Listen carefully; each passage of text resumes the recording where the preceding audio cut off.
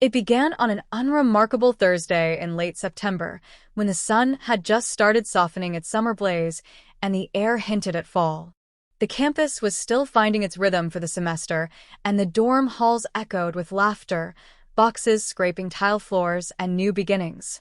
Anna had just unlocked her dorm room, suitcase in one hand and an iced latte in the other, when she met him, Julian. He was sitting cross-legged on the bare mattress on the right side of the room, flipping through a photography magazine. "Oh, hi," she said, startled. "Are you my roommate?" He looked up with a slow smile. "Looks like it." "Julian." "Anna." She extended her hand, which he shook, firm and warm. His touch lingered, but not too long. Just enough to make her pulse jump.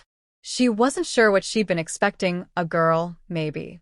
The name on the assignment list had been J. Morrison, and she hadn't thought twice about it. But the housing system had changed this year, allowing gender-neutral room assignments for students who opted in. She had. Apparently, so had he.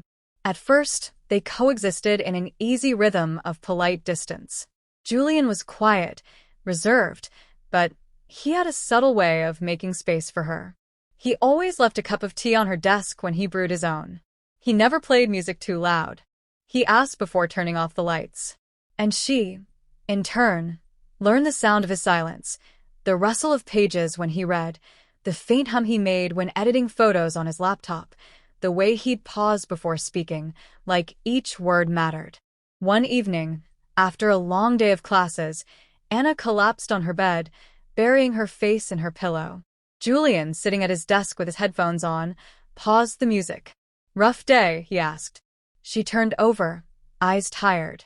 "Professors love drowning students in deadlines." Julian nodded. "Come with me." "What?" He stood, already reaching for his jacket. "Come. "I want to show you something." Curiosity overrode exhaustion.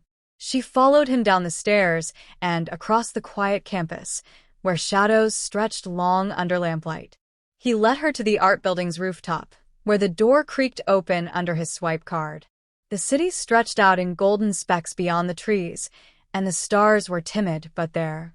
Julian set his camera down gently and said, "Whenever I feel like I can't breathe, I come here. The sky reminds me that I'm small, but not insignificant." Anna looked at him then, not just his soft brown hair that always fell into his eyes, or the faint dimple that showed when he half-smiled, but the way he stood, like he belonged in silence, like he was waiting for someone to hear it with him. From that night on, something shifted. Their nights turned into shared dinners, whispered jokes, and playlists passed back and forth. He learned she loved thunderstorms and hated raisins. She learned he had a scar on his shoulder from a childhood tree-climbing adventure gone wrong, and that he didn't believe in soulmates. But maybe, he said once, with a glance her way, maybe he was starting to. They danced slowly around each other. There were moments, so many moments, that could have turned into something more. The time he found her crying after a call with her mom and held her without asking questions. The morning she found his camera on her desk, a series of candid photos he'd taken of her reading by the window, light pooling around her like a painting. But they never said it. Not out loud. Until the winter night, he came in late from a party, cheeks pink from the cold, eyes shining. She was curled up in bed, but not asleep. "Hey," she whispered. He paused, then crossed the room and sat on the edge of her bed. "I was at Miles' party. They were playing your favorite song." She blinked up at him. "And I wished you were there. I didn't want to be with anyone else."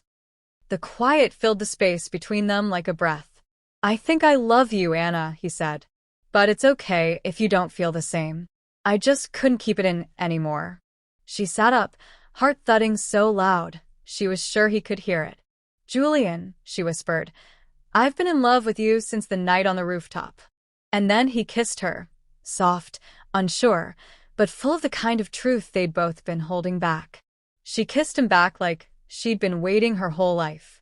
From that night on, love settled into the small spaces. In how they brushed teeth side by side in the tiny dorm sink. In how he curled his arm around her waist in sleep. In the notes they left on each other's desks before class. In the coffee he always made just how she liked it. They didn't rush.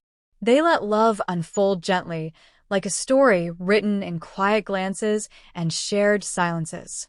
By the time spring came, the room they once shared as strangers was now filled with a kind of magic. Books stacked together, their photos taped to the wall, laughter echoing off the paint. They never called it perfect, but it was theirs. And that made it everything.